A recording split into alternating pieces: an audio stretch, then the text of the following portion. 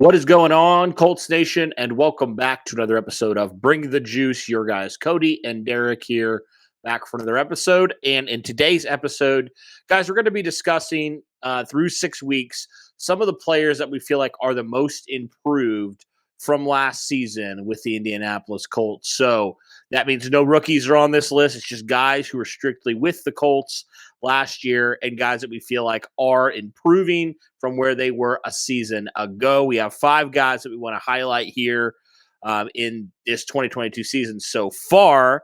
And so I think the way that we can do it is we can start with the offense and work our way to the defense. We're just doing offense and defense. No special teams guys make this list because none of these guys were with the Colts last year. So with that being said, let's get started. Let's start with the offense, start with the wide receiver, Paris Campbell, who's actually staying healthy. And I think that alone, warrants him a spot on this list. And then we saw on Sunday when the Colts decided to use him, Paris Campbell showed he can be a weapon still when he is healthy and when he's getting targeted. What are your thoughts on him? Yeah, I think you mentioned it again earlier this week that, the talent's always been there for Paris Campbell. Just the ultimate question is ever since he's came into the NFL, he has just been unhealthy. And ironically enough, he's gotten the most snaps of any wide receiver on this list so far because the Colts always use him as a decoy, especially through the first couple weeks. That was the main case. And then over the last few weeks, you have seen Paris Campbell start to get involved a little bit more each and every single week. And especially this last week had his most productive week of the whole year, 5 catches for 57 yards and a touchdown. And you're right, like the talent's there. And it's great that, through the first 6 games that he's contributed in some way. And I think that it's a time that the Colts start realizing that they have a real gem there if they continue to use him in ways that allows him to use his speed and athleticism. So great to see him getting involved the way he is. And yeah, not necessarily from a number standpoint is he most improved, but just in the fact that so far through the first 6 games, hasn't had any injury problems, hasn't had any lingering stuff. He has been available, and that warrants definitely some consideration there. Yeah, absolutely. And, already played 6 games. I think it's fair to say so far through his career, this is the most amount of games that he's played with the Colts, are right up there. I don't have the exact numbers right in front of me, but, right now he's stayed healthy, really had no injury concerns, obviously knock on wood for that. But yeah, I think he's just been great in proving he can be a legitimate number 3 wide receiver, to complement Michael Pittman and Alec Pierce. And you look at the snap counts for a minute, Derek. He's only 4 snaps behind Michael Pittman Jr. right now. So he is on the field a ton. You talked about that.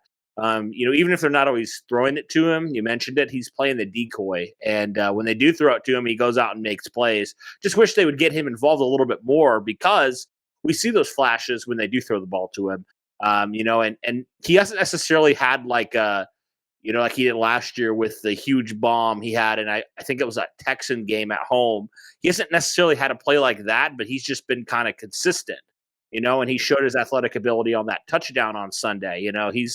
He's a man that can outrun defenders and, he can make plays when he needs to, when he gets the ball in his hands. So here's to hoping the Colts get the ball in his hands a little bit more moving forward because he's on the field a lot. He just needs more targets now. So with that being said, let's talk about another receiving option on this offense, a guy that was a rookie last year, didn't really do a whole lot last year for the Colts. He kind of was playing that, really that third tight end position, third string tight end, didn't really get involved in the offense a whole lot. Kylen Granson, he has really stepped up in a major way. And when you look at the stats alone, this is one of those situations, Derek, where I think stats kind of lie, because Kylen Granson's not having the, 10 catch, 150-yard games. But what he is doing is exactly what this offense needs Kylen Granson to do. When they target him a couple times during the game, he makes clutch catches on third down. He gets you those yards after the catch. He does the dirty work, it seems like, out of the tight ends. Jelani's the flashy player.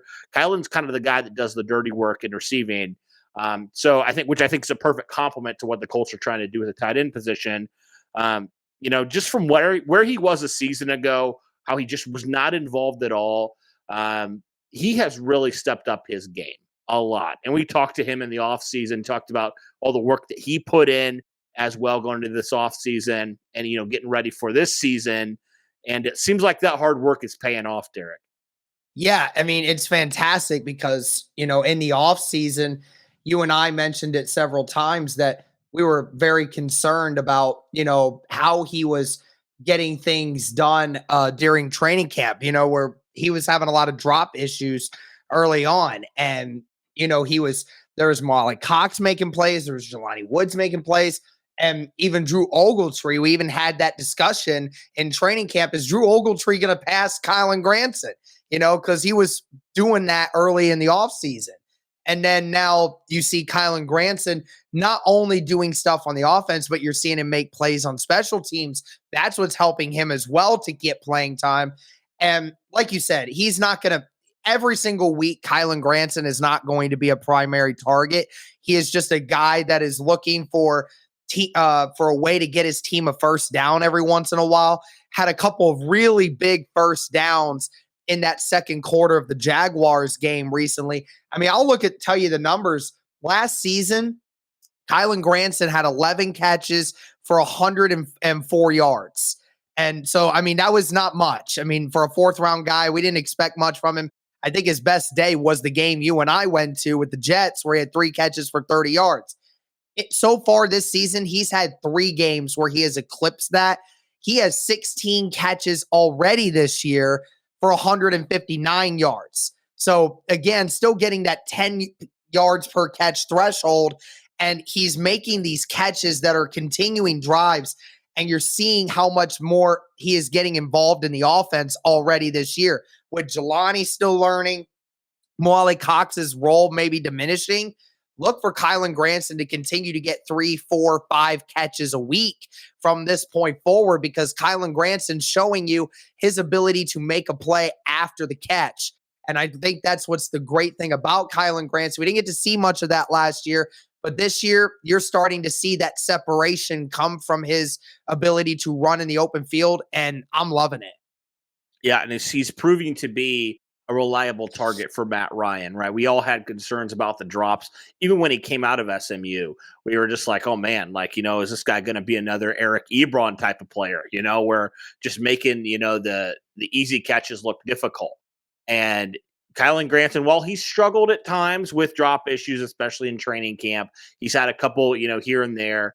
I just feel like he and Matt Ryan have developed this, rapport with each other, where Matt Ryan trusts that when he throws him the ball, he's going to be open and he's going to make a play when they need it. And, Matt Ryan hasn't had to go to him a ton so far, but I do feel like there's going to be a game down the line where Kylen Granson's going to need to have a bigger role. He's going to see more targets.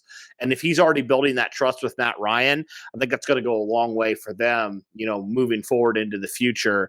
So I think he's a good complement to what the Colts want to do at the tight end position with Jelani Woods and Mo Alley Cox, kind of the different kind of tight end that, those two guys aren't. So absolutely excited for him, and just his progress this year and, continuing to move forward and what his role is going to be in this offense. So wanted to give a shout out to him. Those are the 2 guys we're going to talk about on the offensive side. Now we're going to move over to our last 3 guys, all on the defensive side. What's going on, everybody? Today I want to talk to you about our sponsor, BetStamp. Now I know what you're thinking. Derek, another betting app? What is so different about this one now? Well, I got to tell you guys, I'm not into online gambling a whole lot and bets online and everything, but I got to tell you, BetStamp is one of the coolest things I have ever seen in regards to betting online. The great thing about BetStamp is it allows you to see all the different odds from all different sports books and see which one provides you the best odds possible for any game or scenario you want to bet on for your pick versus some of the worst. BetStamp allows you to also buy and sell picks that you have without worrying about losing your money or having any issues with it. Believe me, it's all free.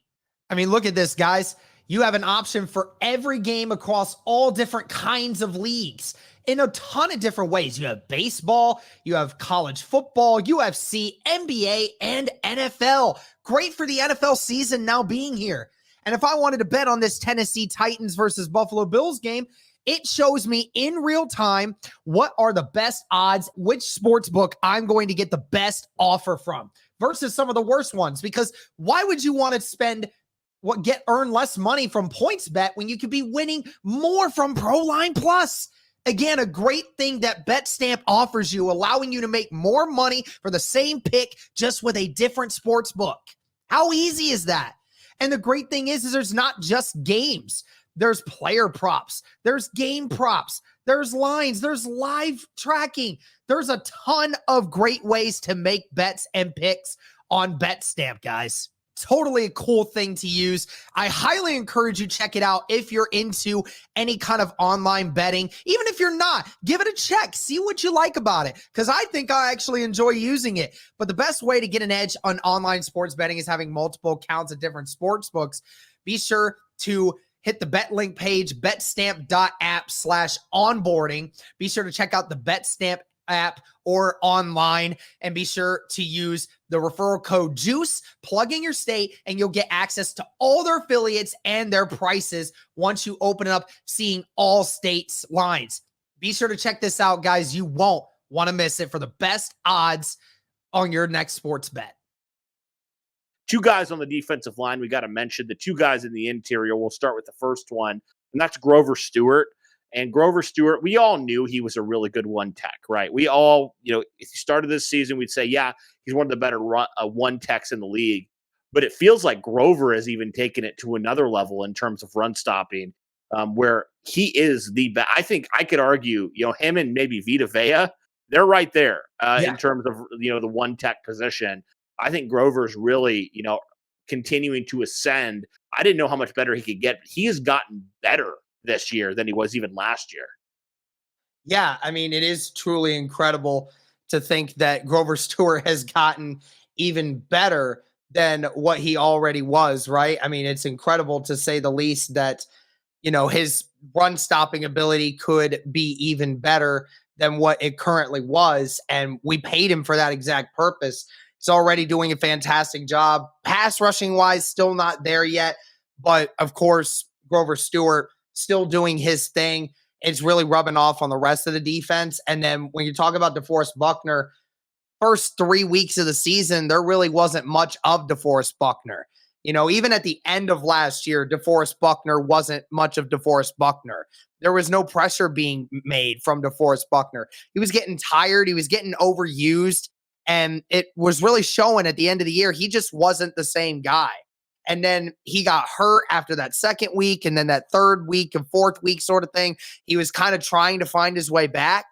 And then over the last 2 weeks, I mean, he's just been practically unstoppable, Cody. I mean, at times he's been practically unstoppable. And he's been lining up outside. He's been lining up inside. He's been lining up everywhere in techniques right now. I mean, the Colts defensively are trying to find a whole bunch of different ways to get DeForest Buckner involved.